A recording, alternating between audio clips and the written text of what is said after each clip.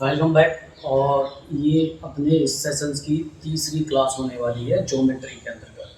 तो आप लोगों ने पहली ज्योमेट्री की क्लास अगर पहली और दूसरी आप लोगों ने ज्वाइन नहीं की है तो आप लोगों से रिक्वेस्ट है कि सबसे पहले आप लोग हमारी पहली और दूसरी क्लास को देख लीजिए ज्योमेट्री के अंतर्गत। आपको अच्छे से पता होगा इस क्लास के अंतर्गत अपन सिंपल 9th 10th वाली ज्योमेट्री को कवर करने वाले हैं। इसमें किसी प्रकार की एडवांस ज्योमेट्री का यूज़ नहीं किया गया है। एडवांस ज्योमेट्री मुख्य रूप से आप लोगों को आईआईटी जेई और अन्य जो बीएससी रहते हैं क्लैट जैसे एग्जाम में आप लोगों को ज्योमेट्री देखने को मिलती है। तो आप लोग एक चीज़ को समझ लें अच्छे से कि आपको किस प्रकार से ज्योमेट्री की तैयारी करनी है साथियों। तो ज्योमेट्री के दो सेक्शन हो चुके हैं, दो लेक्चर लग चुके हैं और ये तीसरा सेशन स्टार्ट हो रहा है साथियों। तो ज्योमेट्री के अंतर्गत आप लोगों ने क्या क्या पढ़ लिया था वो आप लोग अच्छे से देख लेना। वीडियो लेक्चर काफ़ी लंबा हो जाता है इसलिए मैं रिवीजन नहीं कराऊंगा। और मैंने आप लोगों को रैखिक युग्म तक पढ़ा दिया था, रैखिक युग्म स्टार्ट करना था, लेकिन मैं इसमें एक आसन्न कोण एडजेसेंट एंगल के बारे में पढ़ाऊंगा तो आप लोग समझ लीजिए। यहाँ से स्टार्ट करते हैं। तो इसमें अपन लोग पढ़ेंगे आसन्न कोण। पहले भी मैंने आसन्न कोण के बारे में आप लोगों को बता दिया था कि आसन्न कोण क्या होते हैं। इसको इंग्लिश में बोला जाता है एडजेसेंट एंगल, डबल यू बोल सकते हैं। एडजेसेंट एंगल दो कोण, जब एडजेसेंट एंगल होने के लिए कंडीशन क्या होती है कि उसमें एक कॉमन वर्टेक्स होना चाहिए साथ। इस प्रकार का ये उभयनिष्ठ यानी कि कॉमन वर्टेक्स है, कॉमन शीर्ष है, कॉमन शीर्ष आप लोगों को देख रहा है और साथ में एक उभयनिष्ठ भुजा होनी चाहिए। दूसरी कंडीशन ये होती है कि उनमें एक उभयनिष्ठ भुजा होनी चाहिए। तो हिंदी में आप लोग लिख सकते हैं उभयनिष्ठ भुजा। तो आप लोगों को अच्छे से समझ में आया। तो उभयनिष्ठ इसके लिए तीन कंडीशन होती है। पहली कंडीशन क्या होती है आसन्न कोण होने के लिए कि कॉमन वर्टेक्स होनी चाहिए या फिर एक कॉमन आर्म यानी कि भुजा होनी चाहिए, उभयनिष्ठ भुजा। और मगर कंडीशन सेकंड ये कहती है उसके एक और एक एंगल होना चाहिए और दूसरी ओर दूसरा एंगल होना चाहिए, यानी थीटा और अल्फा मान सकते हैं दूसरा कोण ये। तो एक दूसरे के अपोजिट होना चाहिए। अगर ये दोनों एक दूसरे के अपोजिट नहीं है तो एंगल थीटा और अल्फा एक दूसरे के आसन्न कोण नहीं होंगे। विशेष रूप से आप लोगों को ध्यान रखना है। ये आप लोगों को आसन्न कोण के बारे में बता दिया गया है, आप लोग अच्छे से समझ लें। इसी प्रकार से आप लोगों को एक मिलता जुलता दूसरा टर्म देखने को मिलती है रैखिक युग्म के बारे में साथियों, लीनियर पेयर के बारे में। रैखिक युग्म भी इससे हल्का मिलता जुलता रहता है, मगर इस चीज को मैं आगे की जो क्लास होगी उसमें मैं आप लोगों को जब इसके एक्सप्लेन देखने को मिलेंगे तब मैं आप लोगों को रैखिक युग्म और इसके अंतर्गत क्या डिफरेंस रहता है वो आप लोग अच्छे से समझ पाएंगे साथियों। तो ये एक रैखिक युग्म और आसन्न कोण का एक युग्म होता है।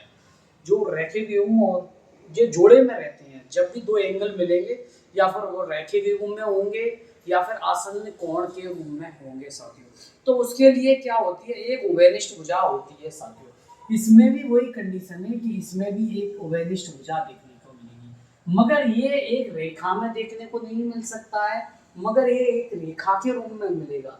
यानी कि इन दोनों का योग करेंगे तो रैखिक युग्म का कोणों का योग 180 देखने को मिलेगा। इस प्रकार से एक एंगल ए है दूसरा एंगल ए है, इसमें माइनस का डिफरेंस ये रहता है, ये थीटा 1 है ये थीटा 2 है, मगर दोनों का वर्टेक्स एक होना चाहिए।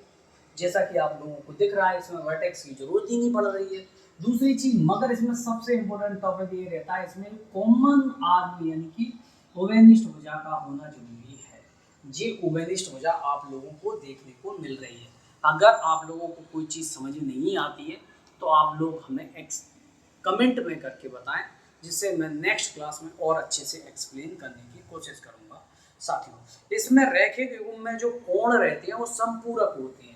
रैखिक युग्म में और आसन्न कोण में मेन जो डिफरेंस रहता है वो इसमें जो कोणों का योग 180 डिग्री ही होगा। अगर दोनों कोणों का योग 180 डिग्री है यानी कि संपूरक है, यानी कि कॉम्प्लीमेंट्री के अलावा आप लोगों को सप्लीमेंट्री एंगल देखने को मिलेंगे। तो आप लोग समझ लें, तो सप्लीमेंट्री एंगल देखने को मिल रहे हैं, संपूरक कोण मिलकर निर्माण करेंगे संपूरक कोण का। तो संपूर्ण कोण का योग हमेशा 180 डिग्री होता है। आप लोगों को अच्छे से समझ में आया और मैं एक्सप्लेन कर रहा हूँ, आप लोग समझ लीजिए। जिस प्रकार से मैं इस लाइन को, मैं ये रेखाखंड है, इसको ए और बी कर दे सकते हो, इसे ओ और सी दे सकते हैं। तो आप लोग देख सकते हो इन दोनों कोणों का योग अपन को 180 डिग्री है, क्योंकि इसका नाम ही रेखीय योग में है। तो आप लोग देख सकते हैं, जैसे कि अपने पास इसका एंगल देखें, angle A O C, angle A O C plus angle B O C, angle B O C, इन दोनों का मान 180 डिग्री देखने को मिल रहा है, क्योंकि ये रैखिक योग में आप लोग अच्छे से समझ रहे होंगे। तो एंगल ए ओ सी का मान कितना है अपने पास, θ2, आप लोगों ने θ2 लिखा, और बी ओ सी का मान कितना है, θ1। तो दोनों की वैल्यू 180 डिग्री मिल रही है, मगर इसकी स्पेशल कंडीशन क्या होती है, इसमें एक कॉमन आर होना चाहिए, खास बात ये रहती है। मगर एक दूसरे के विपरीत हो वो भी अति आवश्यक रहता है। एल की कॉमन आर्म के विपरीत दूसरा कोण होना चाहिए, उसके विपरीत दूसरा होना चाहिए, एक दूसरे के अपोजिट होना अति आवश्यक है। मगर इसमें योग 180 डिग्री को देखने को मिलेगा। जबकि ये आसन्न कोण रहता है, आसन्न कोण में कॉमन वर्टेक्स होनी चाहिए, कॉमन आर्म होनी चाहिए, और ये उभयनिष्ठ भुजा के दो कोण एक दूसरे के विपरीत होने चाहिए। तो आप लोगों ने अच्छे से समझ लिया है। अगर आप लोगों को अच्छे से समझ में आ चुका है कि कॉमन वर्टेक्स और कॉमन उभयनिष्ठ और आसन्न कोण और रैखिक युग्म क्या होते हैं, कई सारे लोगों को ये छोटी छोटी चीज़ें ही मिलकर आप लोगों के लिए बेसिक कॉन्सेप्ट का निर्माण करती हैं। अगर इन छोटी चीज़ों को आप भूल जाएंगे कि रैखिक युग्म क्या होता है, सिंपल सी बात है, रैखिक युग्म लिख के आया, रैखिक मतलब एक सीधी रेखा, और एक मतलब जोड़ा, मतलब एक सीधी रेखा के कोणों का योग रेखा के बराबर होगा, सरल रेखा के बराबर या रेखीय रेखा के बराबर, यानी कोणों का योग 180 डिग्री देखने को मिलेगा। अच्छे से समझ में आया? ओके, अब बढ़ते हैं वन नेपथ आगे की। ये बेसिक की क्लास चल रही है, और बेसिक की क्लास के अंतर्गत ये दूसरी क्लास है, और जैसे कि फर्स्ट और सेकंड क्लास में आप लोगों को डिस्क्रिप्शन लिंक में डाल दूंगा, और ये तीसरी क्लास है, और मैं बहुत स्लो लेके चल रहा हूँ स्टार्टिंग के बेसिक को। अगर आप लोगों ने ज्योमेट्री का बेसिक पकड़ लिया तो आगे चलकर कोई रास्ता आप लोगों को खलेगा नहीं साथ में। अब रहते हैं बिंदु के चारों ओर के कोण। आप लोग इस चीज को समझ लें, एक बिंदु रहता है, यहाँ पर लिख देते हैं, बिंदु के चारों ओर के कोण, चारों ओर के कोण। ये छोटा सा कॉन्सेप्ट है, और इसको वैसे पढ़ने की जरूरत नहीं पड़ती है, मगर क्या होता है कभी कभार आप लोगों को ये छोटी छोटी चीजें समझाना भी अति आवश्यक रहता है साथी। बिंदु के चारों ओर कोण किस प्रकार से, मान लो ये पॉइंट है, इसके चारों ओर कितने कोण बन सकते हैं, कितने डिग्री का कोण हो सकता है। आप लोगों ने ये देखा, दो रेखाएं हमेशा एक दूसरे को एक ही पॉइंट पर प्रतिच्छेद करेंगी, ना कि दो पॉइंट पर। ये यूनिवर्सल ट्रुथ है, सर्वदा सत्य है। आप लोग इस चीज को समझ लें, दो रेखाएं एक दूसरे को हमेशा एक बिंदु पर प्रतिच्छेद करेंगी, और ऐसी रेखाओं को आप लोग प्रतिच्छेदी रेखाएं बोल सकते हैं। तो ये एंगल आप लोगों का θ1 बन रहा है, तो आप लोगों ने देखा ये एंगल θ2 बन रहा है, और ये एंगल θ3 बन रहा है, और ये θ4 बन रहा है। तो इस प्रकार से इन कोण जो बनेंगे ना, पूरे 360 डिग्री के कोण बनेंगे।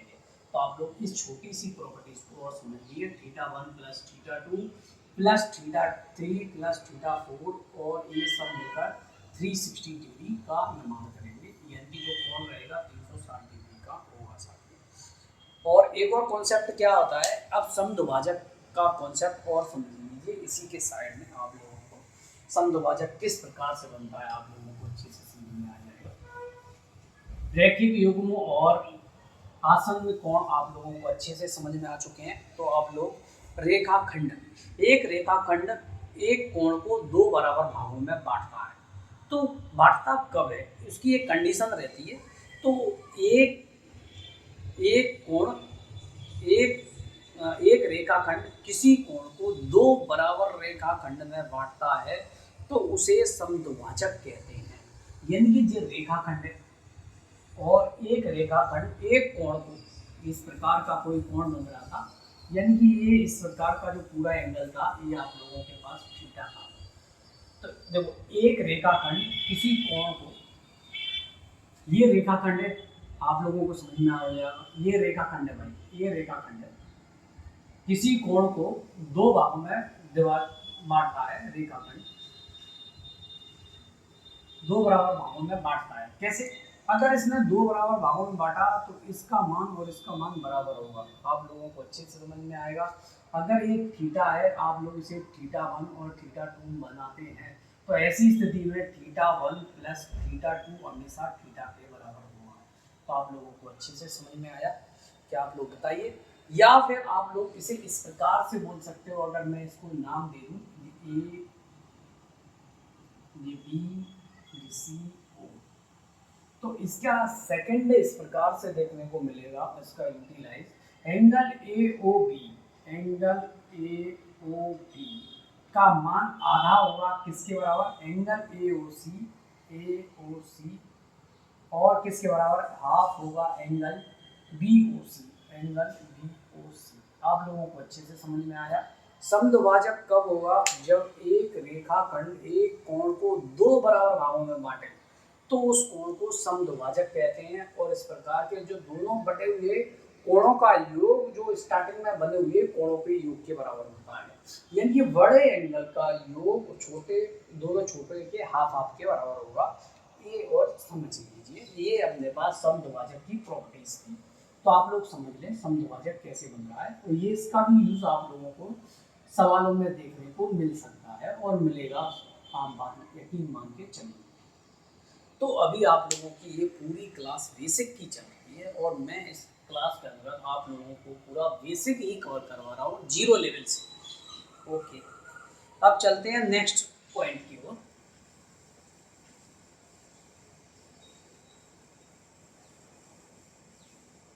चलो, नेक्स्ट पॉइंट क्या होता है? कोण समद्विभाजक कोण के दोनों पक्षों से समान दूरी पर होता है। भाई यही कॉन्सेप्ट आप लोगों को, कोण समद्विभाजक कोण समद्विभाजक कोण दोनों पक्षों से समान दूरी पर होता है, इसी का कॉन्सेप्ट है। देखो अपन लोगों ने देखा कि इस प्रकार से ये दूरी और ये दूरी, जो कोण समद्विभाजक रहता है इसके बीच की दूरी ये और इसके बीच की दूरी समान दूरी पर होगी। आप लोगों को ये बराबर डिस्टेंस देखने को मिलेगी। ये नहीं कि एक ज्यादा है। समद्विभाजक कोण का मतलब अगर कोण दोनों बराबर समान भागों में बांटेगा और उनकी दूरी भी समान भागों में होगी। ये इसी के अंदर आने वाला कॉन्सेप्ट था और आप लोगों को समझ में आ चुका होगा सारे। तो दो कोण को बराबर भागों में बांटेगा और उनके बीच की दूरी भी बराबर होगी, ये समझ के चले साथियों। अब आते हैं भाई साहब संगत कोण के बारे में, जिसका आप लोगों को बेसब्री से इंतजार था। तो संगत कोण को आप लोग समझ लीजिए। संगत कोण के बारे में, संगत कोण, संगत कोण कब बनते हैं? जब कोई दो लाइनें रहती हैं, एक दूसरे के पैरेलल लाइन होनी अति आवश्यक है। और इस जब कोई त्रियक रेखा ट्रांसवर्सल लाइन उसको काटती है, तो इस प्रकार की संगत कोण का निर्माण आप लोगों को देखने को मिलेगा। मगर इसकी कंडीशन क्या रहती है? एक दूसरे के समांतर होना अति आवश्यक है, तो ही संगत कोण बनेंगे। अगर आप लोगों ने इस तरह से दिमाग लगाया कि दो एक समांतर रेखाएं नहीं है, इस प्रकार से ये अनंत पर जाकर मिल रही हैं, मगर ये अनंत पे जाके मिलती नहीं है, मिलेंगी ये बात, पर एक दूसरे के समांतर नहीं है, तो इस प्रकार से आप कोई ट्रांसवर्सल लाइन डालते हैं तो ये इस प्रकार के कोण संगत कोण होंगे? नहीं होंगे भाई। संगत कोण होने के लिए दोनों रेखाओं का आपस में या फिर दो से अधिक रेखाओं का आपस में समांतर होना अति आवश्यक रहता है। तो आप लोग समझ लीजिए। तो ये छोटी छोटी चीज़ें जब सवाल के अंदर आती हैं तो यही चीज़ आप लोगों को सवाल को डाइवर्ट करती हैं, ज्योमेट्री से आप लोगों का ध्यान भटकाती हैं और आप लोगों को लगता है कि यार ज्योमेट्री बहुत कठिन है। आप लोगों को लगने लगता है कि कहीं पे भी ज्योमेट्री आ जाती है और कहीं पे भी संगत कोण लग जाते हैं, कहीं पे भी शीर्षाभिमुख कोण लग जाते हैं, समांतर कोण, कहीं पे भी आसन लगा देते हैं। तो मैं आप लोगों को बेसिक के साथ समझा के चल रहा हूँ। तो संगत कोण, ये कोण जो थीटा है, ये संगत कोण किसके बराबर होगा? आप लोग ये चीज़ समझ के चलिए। तो ये थीटा है, तो ये संगत कोण इसके बराबर होगा, इसके। आप लोगों को दिख रहा हो तो आप लोग इसे निकालने की कोशिश करिए। अगर निकालने का एक ही तरीका रहता है और ये कोण इसके बराबर होगा और ये वाला कोण इसके बराबर होगा, इसके। तो ये थीटा 1, ये थीटा 2, थीटा 2, ये कोण इसके बराबर और ये कोण इसके। तो आप लोगों को इस प्रकार से ये संगत कोण देखने को मिल रहे हैं। इस प्रकार से एक एकांतर युग्म के कोण रहते हैं। अभी एकांतर युग्म के कोण मैं भी आप लोगों को बता नहीं रहा हूँ, अभी मैं संगत कोण ही आप लोगों को दिखा रहा हूँ। तो आप लोग संगत कोण को समझाने की कोशिश करें, समझने की कोशिश करें। तो इस प्रकार के जो कोण रहेंगे वो संगत कोण रहेंगे, इधर के तरफ के, और ये कोण इधर का है, ये कोण इधर का है। तो ये संगत कोण है, ये संगत कोण। दूसरा आता है अपने पास एकांतर कोण। एकांतर कोण के बारे में, एक के अंतर का जो कोण रहता है, एक का अंतर देखकर जो कोण देखने को मिल रहा है उसे एकांतर कोण कहेंगे। इस प्रकार इसमें भी अति आवश्यक लाइन क्या रहती है, ट्रांसवर्सल लाइन होनी चाहिए, समांतर रेखाएं होनी चाहिए, तभी आप और उसके अंदर जो प्रतिच्छेदी रेखाएं काटेगी तभी ये कंडीशन बनेगी। तो इस प्रकार की कंडीशन में आप लोग Z का सिंबल ध्यान रखें, इस प्रकार से, इस प्रकार से। तो ये कोण इसके बराबर होगा, ये थीटा 1 के बराबर होगा, और ये थीटा 2 के बराबर होगा, ये थीटा 2। तो इस प्रकार के जो कोण रहेंगे वो एकांतर युग्म के कोण कहेंगे, या फिर एकांतर भा कोण के कोण भी कह सकते हैं हम लोग। एकांतर कोण के अंता कोण कहते हैं साथियों। और इस प्रकार के में आप लोगों को एकांतर कोण के वाह्य कोण भी देखने को मिल सकते हैं। इस प्रकार से ये एकांतर कोण के वाह्य कोण आप लोगों को देखने को मिल रहे हैं, और इसमें भी ये देखने को, ये एकांतर कोण के अंदर वाले कोण है और ये बाह्य कोण है, बाह्य कोण। तो आप लोग यहाँ पर हेडिंग डाल के लिख सकते हैं, एकांतर कोण के बाह्य कोण। एकांतर कोण अंता वाले कौन कौन से हैं भाई, आप लोगों को दिख रहे हैं, थीटा 1 और थीटा 2 ये अंतर वाले कोण हैं, और वहाँ कोण अपने पास कौन कौन से हो रहे हैं, इसे थीटा 3 बोल सकते हो। थीटा 3 इस तरह से आप लोगों को थीटा 3 बाहर का कोण है, वाई कोण है। तो आप लोगों को समझ में आया, तो आप लोगों को ये कॉन्सेप्ट और समझा दिया गया।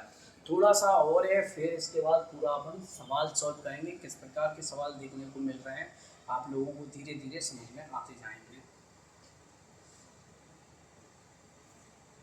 तो अब चलते हैं नेक्स्ट कॉन्सेप्ट की ओर, और यहाँ से नेक्स्ट कॉन्सेप्ट आने वाला है।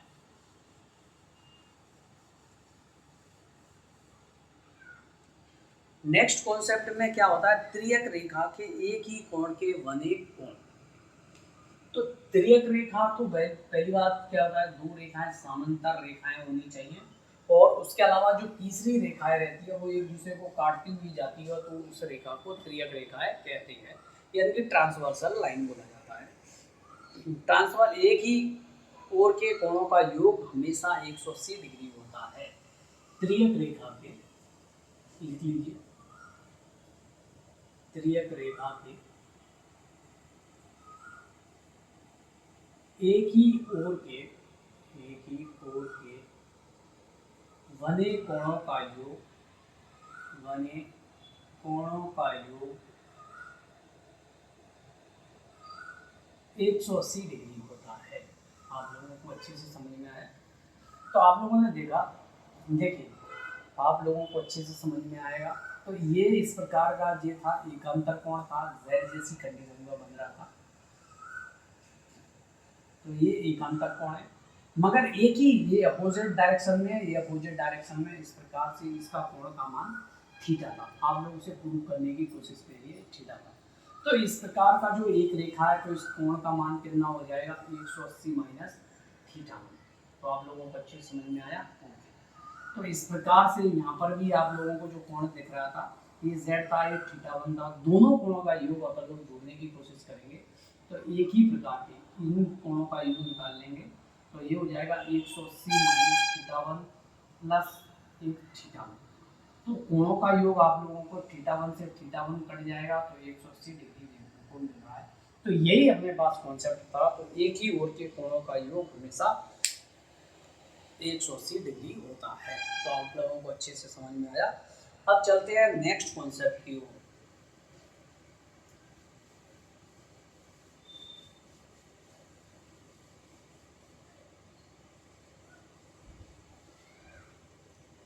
नेक्स्ट कॉन्सेप्ट के अंतर्गत मैं आप लोगों को थ्योरम पढ़ के बताता हूँ और इसका इम्प्लीमेंट आप लोग करेंगे।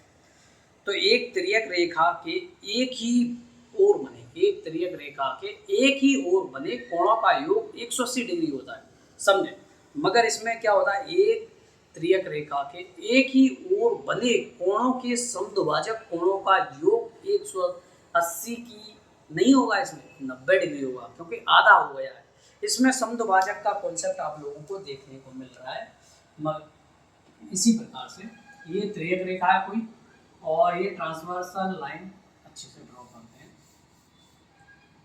तो ये समांतर रेखा है और तिर्यक रेखा इसको काट रही है, और इस प्रकार का यहाँ पर ये कोण θ1 था, तो यहाँ पर इसका एक समद्विभाजक ले लिया है, और यहाँ पर ये θ1 ये समद्विभाजक है, ये भी θ1 है, इसका समद्विभाजक ले लिया है, तो ये दो भागों में बट गया है। तो ये कोण और इन कोणों का योग हमेशा 90 डिग्री होगा, ये आप लोगों को देखने को मिलेगी।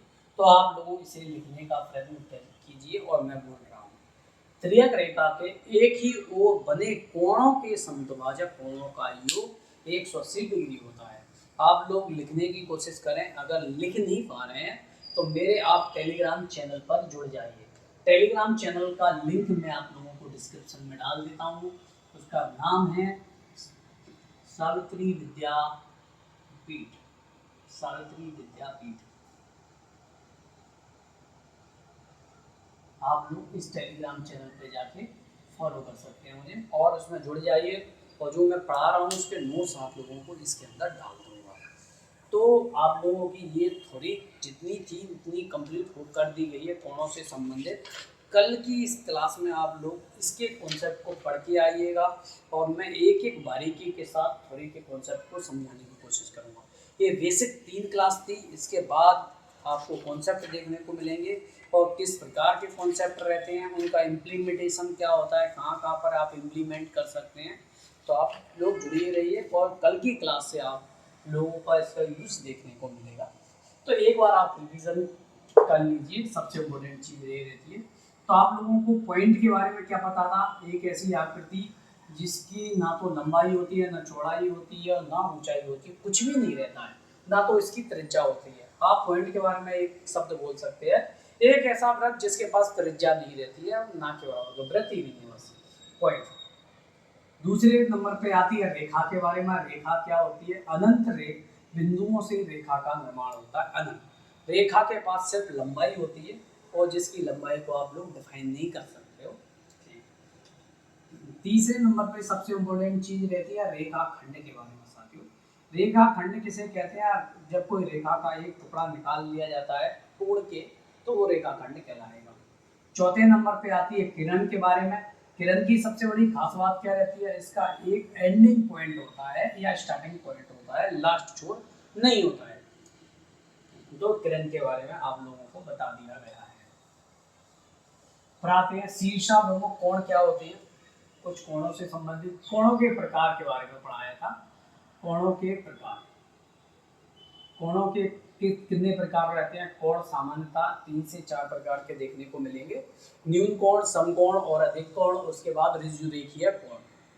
ठीक है, कोणों के प्रकार 5वें नंबर पर पढ़ाया था। 6वें नंबर पे आप लोगों को देखने को मिलेगा शीर्षाभिमुख कोण, vertically opposite vertex angle, opposite vertex angle, शीर्षाभिमुख कोण, शीर्षाभिमुख कोण। इसके बाद फिर आप लोगों को समांतर कोण पढ़ाया था। समांतर कोण क्या होते हैं, फिर कुछ फैक्ट पढ़ाए थे। इसके बाद कुछ तथ्य पढ़ाए थे, जैसे कि दो प्रतिच्छेदी रेखाएं एक दूसरे, दो रेखाएं एक दूसरे को हमेशा एक बिंदु पर काटती हैं, तो ऐसे बिंदु को प्रतिच्छेद बिंदु, और ऐसी रेखाएं प्रतिच्छेदी रेखाएं कहलाती हैं। इसके बाद ये फैक्ट थे, फैक्ट को आप लोग अच्छे से कवर कर लीजिए। फिर इसके बाद आते हैं रैखिक युग्म पढ़ाया था। रैखिक युग्म के बारे में आप लोग पढ़ लीजिएगा। और फिर इसके बाद इससे मिलता जुलता एक थ्योरम थी जो आसन्न कोण के बारे में पढ़ाया था। आसन्न कोण होने के लिए आप लोगों के पास 3 कंडीशन होनी चाहिए। दोनों का एक कॉमन वर्टेक्स होनी चाहिए, साथ में कॉमन आर्म होनी चाहिए, और दोनों एंगल एक दूसरे के अपोजिट होने चाहिए। मगर रैखिक युग्म में क्या होता है, एंगलों का योग हमेशा 180 डिग्री देखने को मिलेगा। एक तरह का रैखिक युग्म आसन्न कोण का ही रूप है। फिर इसके बाद 10 नंबर पे आप लोगों को संगत कोण के बारे में पढ़ाया था। संगत कोण क्या होते हैं, संगत कोण। फिर 10वें नंबर पे आप लोगों को पढ़ाया था संरेख और असंरेख बिंदु वगैरह वो आप लोग स्टार्टिंग में पढ़ चुके हैं। 11वें नंबर पे आप लोगों को देखने को मिलेगा एकांतर युग्म कोण, एकांतर कोण। एकांतर कोण के दो प्रकार देखने को मिलेंगे, बाह्य कोण और अंतर कोण। एकांतर कोण, एकांतर कोण देखने को मिला। तो इस प्रकार से आप लोगों को ये सब चीज़ें पढ़ा दी गई हैं। इस प्रकार से आप लोग इसका इम्प्लीमेंट अगली क्लास में करेंगे। जब तक आप लोग थ्योरी को पकड़ने की कोशिश करिए और एनसीईआरटी से पढ़ने का कोशिश करिए। Thank you.